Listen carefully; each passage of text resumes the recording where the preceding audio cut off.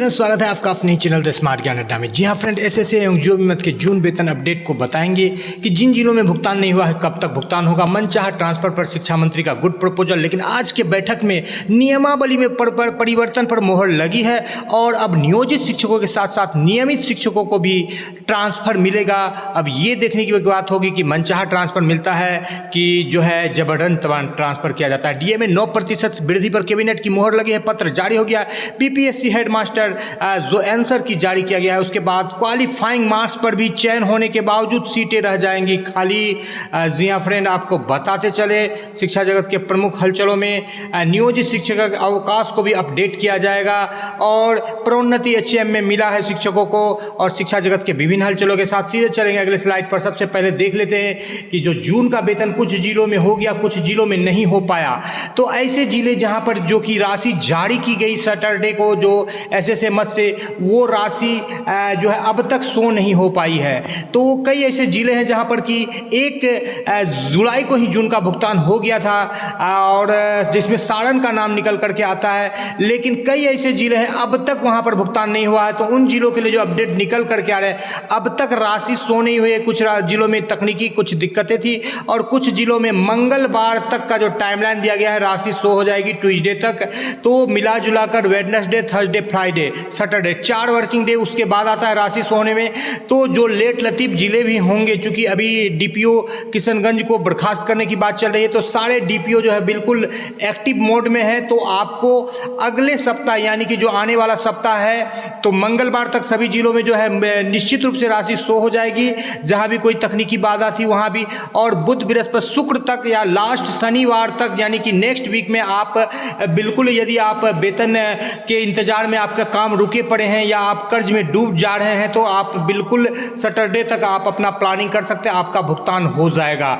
जी हाँ फ्रेंड, चलेंगे अगले स्लाइड पर और देखेंगे क्या कुछ खबरें निकल करके आ रही है। जी हाँ फ्रेंड, पहले एक खबर ले ले कि प्रधानाध्यापक में जो ट्रांसफर दिया गया है, इसका टाइमलाइन 16/12 तक जो है विद्यालय में भेज देना है। ये ट्रांसफर जो है राजकीयकृत शिक्षकों को किया गया है और उनको नए विद्यालय से ही जो है वेतन मिलेगा। इस तरह का पत्र निकाला गया है। ये पत्र जो आप देख रहे हैं 9 जून का ये पत्र है, 9 जुलाई का ये पत्र निकाला गया है और माध्यमिक शिक्षा निदेशक के द्वारा ये पत्र निकाला गया है। और आपको लेके चलते हैं सीधे महत्वपूर्ण हलचलों की ओर और दिखाते हैं कई सारे महत्वपूर्ण हलचल जो आपको बिल्कुल सभी कोटि के शिक्षक तबादले के लिए तैयार रहिए। अगस्त में होगा। लगातार जो है नियमावली में बदलाव हो रहे हैं और इस बार जो ये किया गया है, ये नियमावली में बदलाव किया गया है और अब नियमित शिक्षकों का भी ट्रांसफर होगा। जी हाँ फ्रेंड, बिहार के नए और पुराने शिक्षकों का एक साथ ट्रांसफर होगा। अब देखने वाली बात यह होगी कि सरकार मनचाहा ट्रांसफर देती है या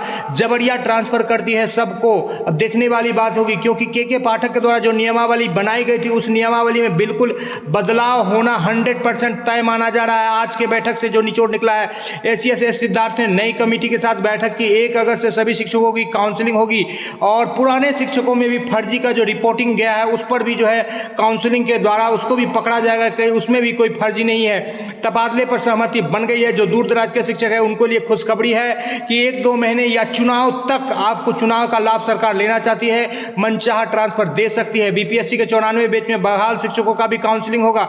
शिक्षा विभाग ने तबादले के लिए तैयार 5 कैटेगरी किया है। और देखने वाली बात है कि पहाड़ नदी एरिया यानी जिसको हार्ड टू रेच एरिया बोलते हैं और अर्बन एरिया, रूरल एरिया, पति पत्नी को एक जगह, आसपास के स्कूल, दिव्यांगों महिलाओं को चॉइस का भी ख्याल रखा जाएगा। इस तरह से होम ब्लॉक का भी ख्याल रखा जाएगा। कहने का तात्पर्य है कि कहीं ना कहीं जो शिक्षकों को जो मनचाहा ट्रांसफर मिलने की बात हो रही थी, तो वो मनचाहा ट्रांसफर उनको मिलने का रास्ता अभी भी बिल्कुल प्रशस्त होता हुआ यहाँ पर दिख रहा है। यहाँ पर बात कर लेते हैं, शिक्षा मंत्री ने भी इस बाबत जो है प्रपोजल दिया है कि कोशिश यह है कि तबादले में पति पत्नी को स्वास्थ्य या किसी को किसी जघन्य बीमारी से कोई ग्रसित है, तो असाध्य बीमारी से ग्रसित है, तो उनको भी बिल्कुल मनचाहा ट्रांसफर मिलेगा और महिलाओं को, दिव्यांग को भी ट्रांसफर में छूट मिलेगी और नियमावली में बदलाव कर ट्रांसफर किया जाएगा। यहाँ पर बताते चले आपको फ्रेंड कि शिक्षा विभाग में नियमावली में बदलाव करेगा और बदलाव करने के बाद शिक्षकों का ट्रांसफर होगा। अब नए शिक्षकों के साथ पुराने शिक्षकों का भी ट्रांसफर होगा। 5 कैटेगरियों में में बांटा गया है। बीपीएससी शिक्षक जो पुराने 94 बैच के हैं उनका भी ट्रांसफर होगा।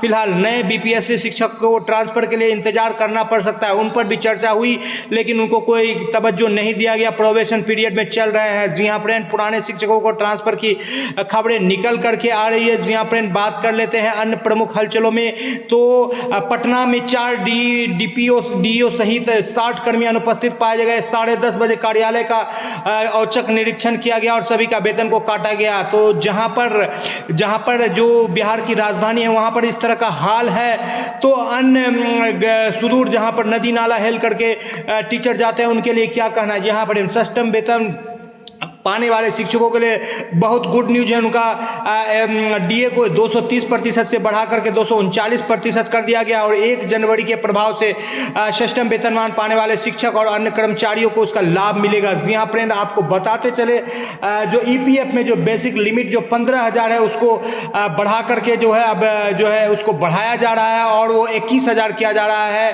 अब नियोक्ता का योगदान में 282 रुपये और पेंशन कोष में 917 रुपये पीएफ के खाते में जाएंगे, यानी कि 25,000 कर दिया गया है। 15,000 के जगह केपिंग को जो लिमिट था और जो राशि दी जा रही है सरकार के द्वारा उसमें भी बढ़ोतरी कर दी गई है। तो ईपीएफ से आच्छादित शिक्षकों के लिए भी यहाँ पर गुड न्यूज निकल करके आ रही है। जो जिस स्कूल में है वहाँ भी बने रह सकते हैं। अभी भी नियमावली पर फाइनल मोहर लगना बाकी है। जिनको ट्रांसफर चाहिए वो आवेदन देंगे। रिक्त पद के अनुसार ट्रांसफर होगा। पति पत्नी को एक विद्यालय आसपास के विद्यालय में प्राथमिकता मिलेगा। असाध्य रूप से ग्रसित शिक्षक को मेडिकल लाभ वाले शिक्षकों को और दिव्यांगों को महिलाओं को लाभ मिलेगा।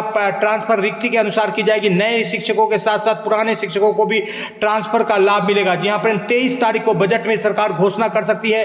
अंतिम सैलरी की 50% जो है सरकार जो है पेंशन के रूप में देने जा रही है। ओपीएस का तोड़ निकालने के चक्कर में जो है मोदी सरकार है, आज जो है मोदी सरकार को कड़ा झटका लगा है। 13 सीटों में से मात्र 2 सीटें एनडीए के खाते में गई है। एक निर्दलीय और 10 इंडिया गठबंधन को मिली है, जिसमें तृणमूल कांग्रेस का सभी सीटों में बंगाल में जीत लिया। ईपीएफ में 8.25% की जो है यहाँ पर ब्याज दी जाएगी। आखिरी सैलरी की 50% 23 तारीख के बजट में सरकार घोषणा कर सकती है। तो ये अच्छी खबर है शिक्षकों के लिए। आपको बताते चले फ्रेंड, बीपीएससी से जो आंसर की जारी किया गया उसके बाद जो रिजल्ट का जो रुझान निकल करके आ रहा है, तो जो क्वालिफाइंग सीट है उसको भी कैंडिडेट जो पार नहीं कर पा रहे हैं और 40,000 सीट में जो है क्वालिफाइंग से ज़्यादा कैंडिडेट नहीं बल्कि 40,000 से कम ही कैंडिडेट यहाँ पर क्वालिफाइंग कर पा रहे हैं। सभी कैटेगरी को मिला रहे, कुछ सीटें खाली रह जाएंगी और लगभग सभी क्वालिफाई करने वाले शिक्षक जो है प्रधानाध्यापक के लिए बिल्कुल चयनित होंगे। जी हाँ फ्रेंड, अवकाश अध्ययनरत विद्यालय में अध्ययनरत छात्र छात्राओं को विद्यालय अवधि में बाहर घूमने फिरने नहीं देना है। इस बाबत पत्र जारी किया गया है कि विद्यालय अवधि में इधर उधर घूमते फिरते रहते हैं। और केंद्रीय कर्मचारी के 3% फिलहाल डीए बढ़ा है। अभी जुलाई का आना बाकी है। 4 से 5% डीए बढ़ेगा, जिसका कि अगस्त में एआईसीपीआई का इंडेक्स आएगा। जी हाँ फ्रेंड, वीडियो पसंद आ रहा है तो लाइक कर दे। चैनल पर नए हैं या अब तक सब्सक्राइब नहीं किया तो सब्सक्राइब कर लेते। स्मार्ट ज्ञान अड्डा आपका अपना चैनल है साथी, जो आपको जो इसकी कामना करता है। वीडियो को शुरू से लेकर अंत तक देखने के लिए आपका बहुत बहुत धन्यवाद। शुभ हो। जय हिंद, जय भारत, वंदे मातरम।